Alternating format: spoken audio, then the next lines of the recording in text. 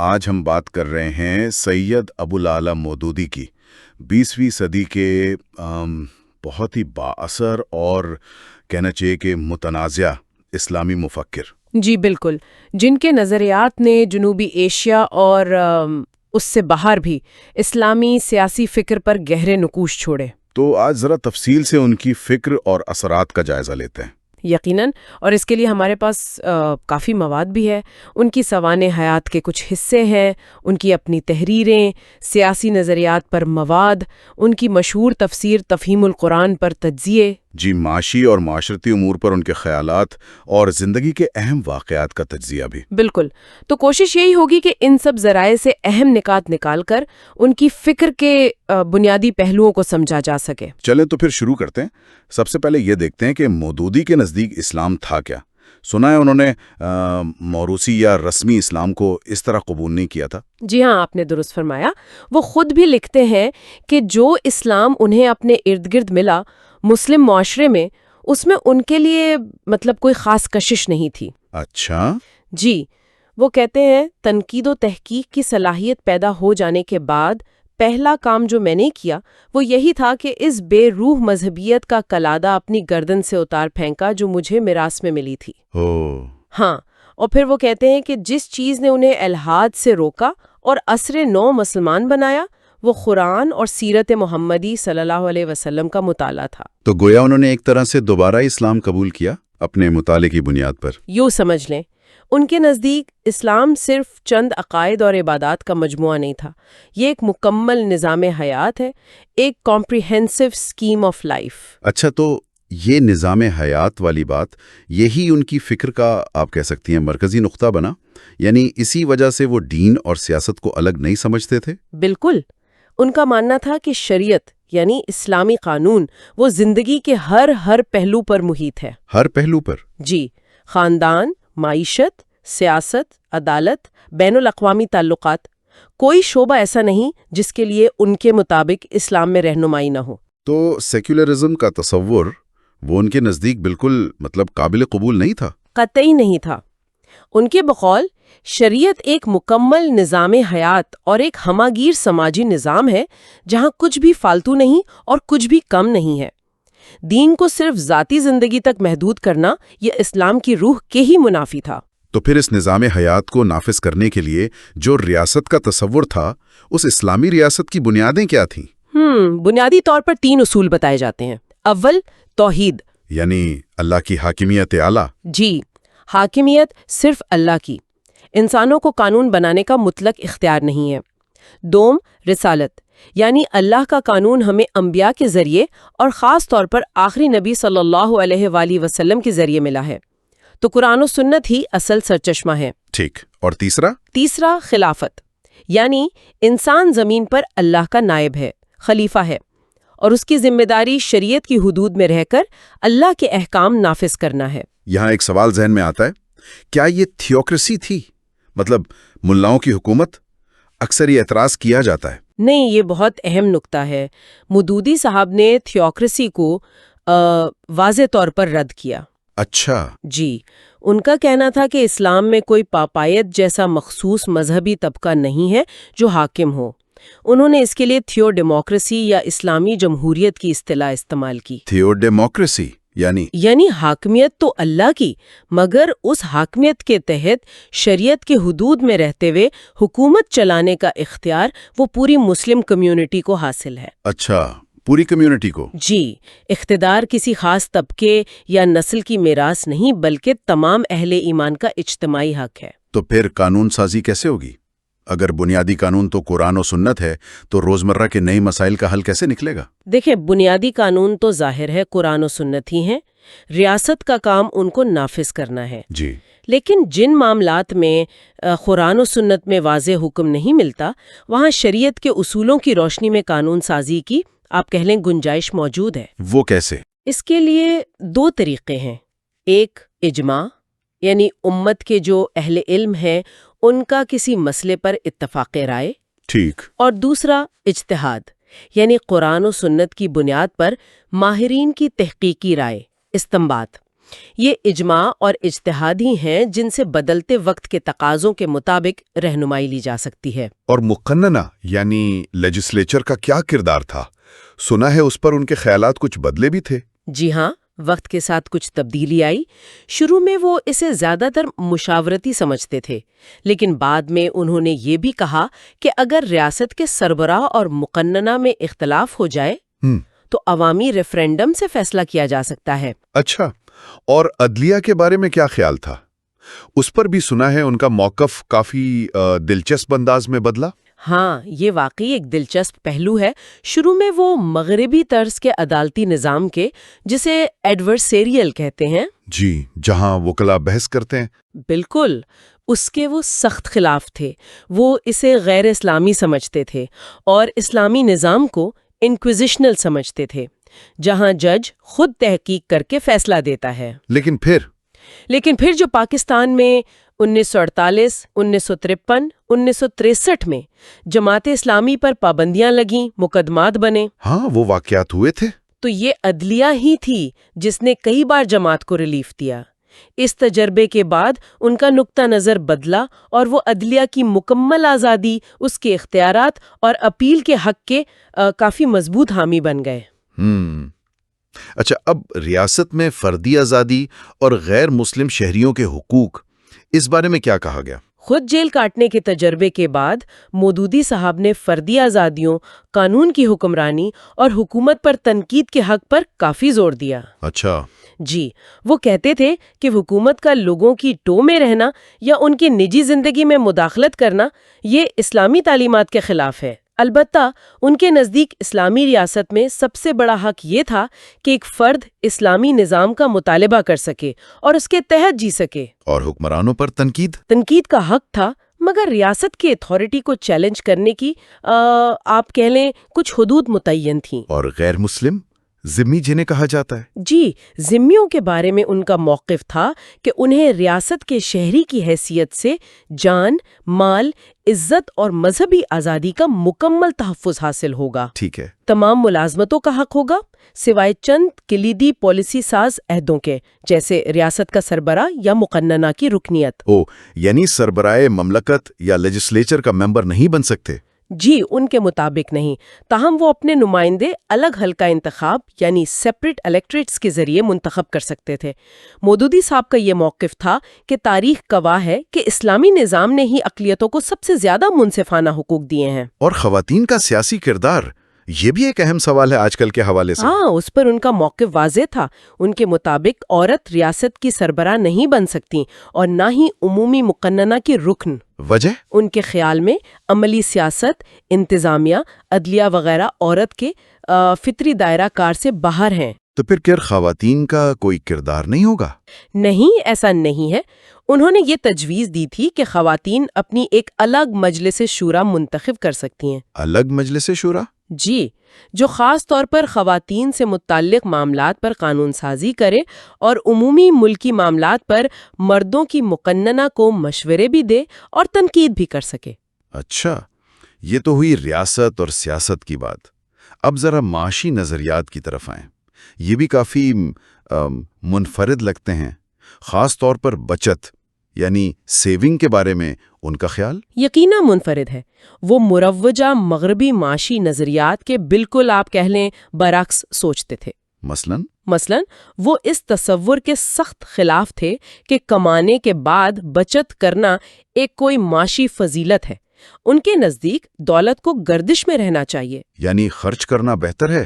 ہاں، آمدنی کو خرچ نہ کرنا اور جمع کر کے رکھنا، جسے ہولڈنگ کہتے ہیں، اسے وہ انسانیت کے لیے تباہ کن سمجھتے تھے۔ تباہ کن کیوں؟ ان کا تجزیہ تھا کہ جب لوگ پیسہ بچا کر رکھتے ہیں تو مارکیٹ میں طلب کم ہوتی ہے، اس سے پھر پیداوار گھٹتی ہے، بے روزگاری بڑھتی ہے، اجرتیں کم ہوتی ہیں۔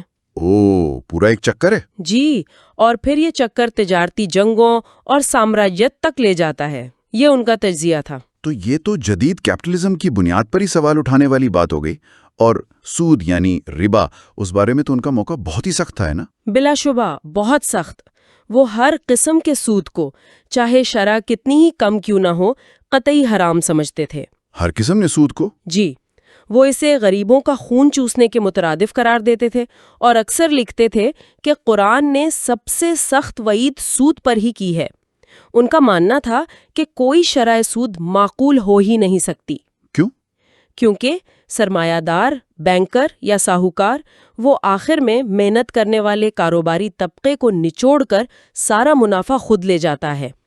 اس کے متبادل کے طور پر انہوں نے نفع و نقصان میں شراکت کی بنیاد پر اسلامی بینکاری کے اصول پیش کیے۔ مزاربہ اور مشارکہ؟ جی، مزاربہ اور مشارکہ۔ یہاں تک کہ انہوں نے سود کے کاروبار کو جرم قرار دینے اور اس کے عادی مجرموں کے لیے سخت سزاؤں حتیٰ کہ سزائے موت تک کی تجویز دی۔ سزائے موت سود پر؟ جی، ان کی تحریروں میں یہ تجویز ملتی ہے۔ البتہ یہ بھی کہا جاتا ہے، کچھ ناقدین جیسے فیصل خان وہ کہتے ہیں کہ مودودی صاحب کا جو سود کا تصور ہے وہ شاید جدید بینکنگ سسٹم سے زیادہ گاؤں کے ساہوکارہ نظام سے قریب تھا۔ اچھا، یہ ایک تنقیدی نکتہ ہے۔ جی، اور یہ بھی سوال اٹھایا گیا کہ صرف نفع نقصان کی شراکت پر وہ منصوبے جن میں منافع کم ہو مگر سماجی فائدہ زیادہ ہو، ان میں سرمایہ کاری کیسے ممکن ہوگی؟ اچھا، اور سوشلزم کے بارے میں کیا نظریہ تھا ان کا؟ وہ سوشلزم کے بھی سخت مخالف تھے۔ اسے وہ خدا سے بے بہرا نظام سمجھتے تھے۔ خدا سے بے بہرا؟ جی، اور اس کے معاشی نظریات خاص طور پر اجتماعی ملکیت کو اسلامی اصولوں سے متصادم قرار دیتے تھے۔ انہوں نے نجی ملکیت کے حق کا بھرپور دفاع کیا۔ اور ریاست کی ذمہ داری روزگار فراہم کرنا؟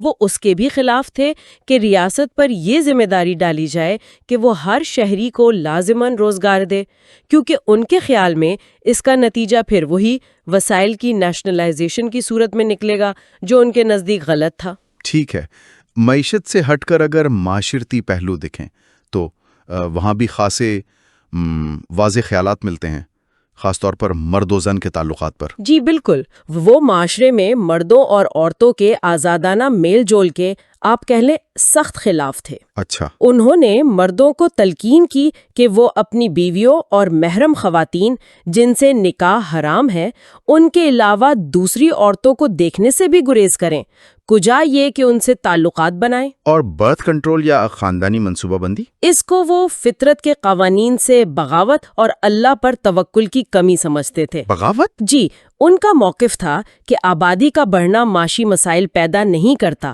بلکہ الٹا معاشی ترقی کا باعث بنتا ہے، اور وسائل کی کمی سے زیادہ مشکلات میں پرورش پانا بچوں کی کردار سازی کے لیے زیادہ مفید ہے۔ یہ تو آج کل کی سوچ سے بہت مختلف ہے۔ جی بالکل۔ اچھا، تصوف کے بارے میں ان کا نقطہ نظر کیا تھا؟ یہ بھی اکثر بحث میں رہتا ہے۔ ہاں، یہ ایک اہم موضوع ہے۔ انہوں نے روایتی پیری مریدی اور خانقاہی نظام میں جو بہت سی رسومات اور عقائد شامل ہو گئے تھے ان پر سخت تنقید کی۔ کن چیزوں پر؟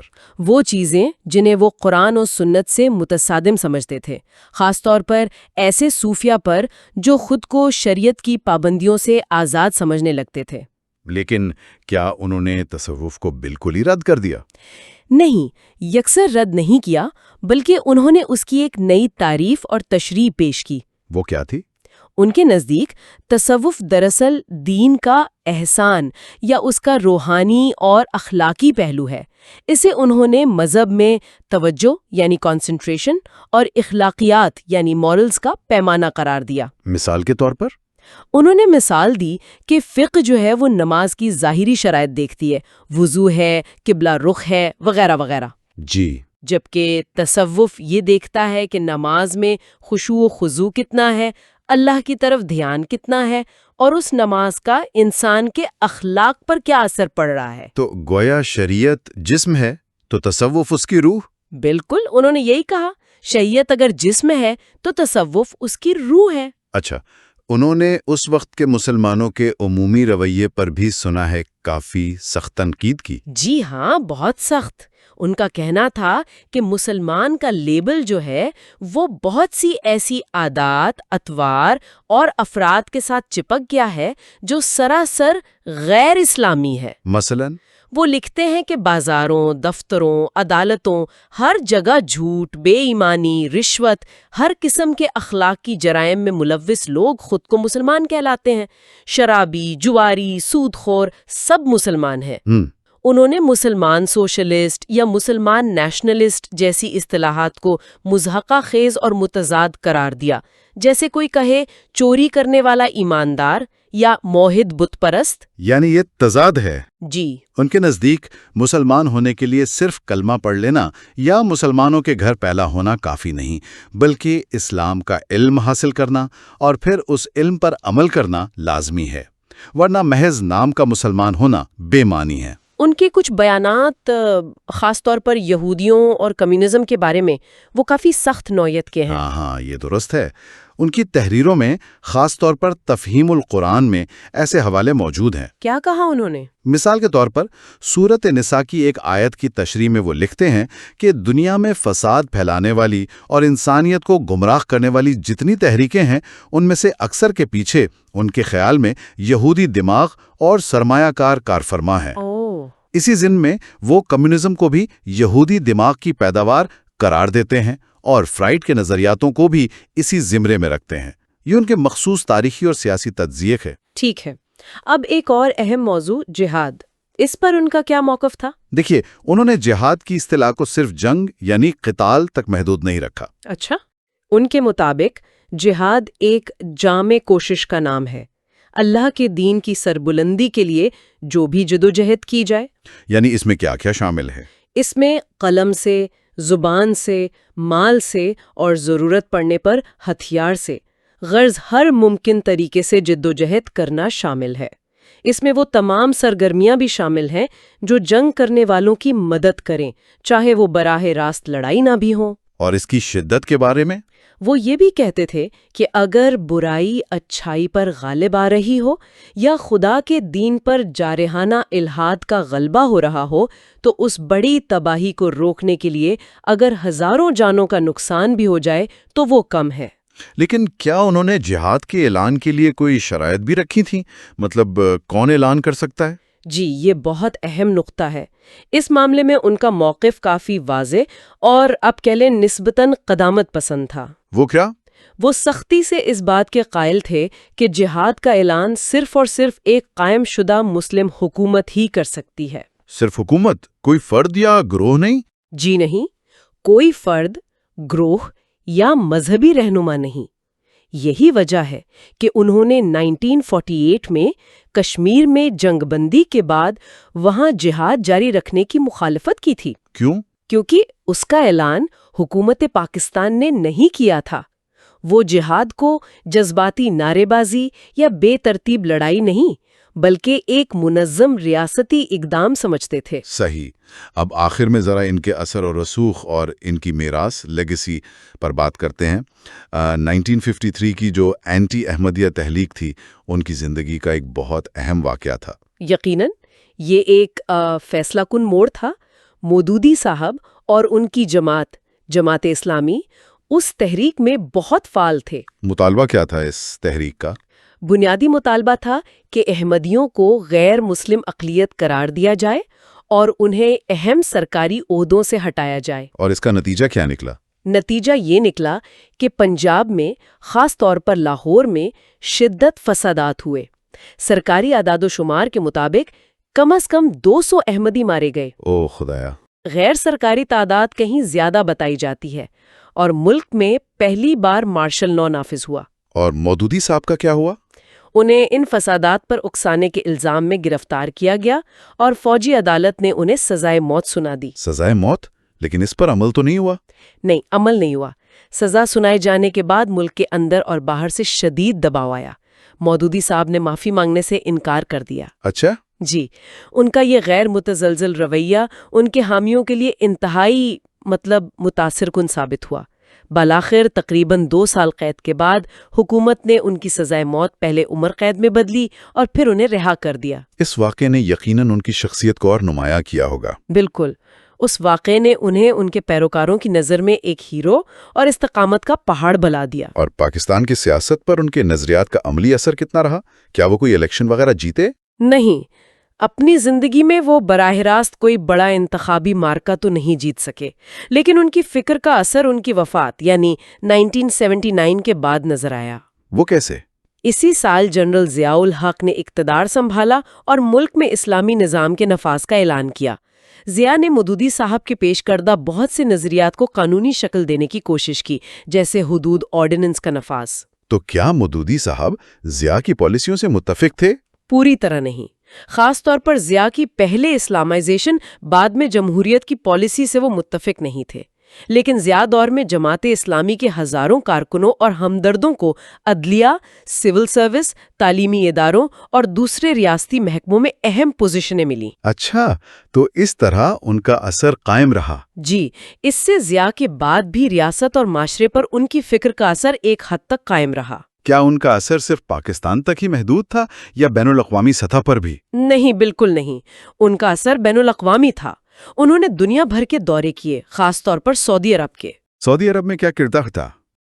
وہاں مرحوم شاہ فیصل کی دعوت پر انہوں نے مدینہ کی اسلامی یونیورسٹی کے قیام اور اس کا نصاب بنانے میں کلیدی کردار ادا کیا۔ وہ رابطہ عالم اسلامی یعنی ورلڈ مسلم لیگ کے بانی اراکین میں بھی شامل تھے۔ اور ان کی کتابیں؟ ان کی کتابیں تو دنیا کی درجنوں زبانوں میں ترجمہ ہوئیں اور مشرق وسطی، شمالی افریقہ، یورپ، امریکہ، جنوب مشرقی ایشیا، ہر جگہ اسلامی تحریکوں اور مفکرین پر ان کے گہرے اثرات مرتب ہوئے۔ اور ان کی تفسیر، تفہیم القرآن، اس کی کیا اہمیت ہے؟ تفہیم القرآن بلا شبہ ان کا سب سے اہم اور مقبول علمی کام سمجھا جاتا ہے۔ مقبول کیوں ہوئی اتنی؟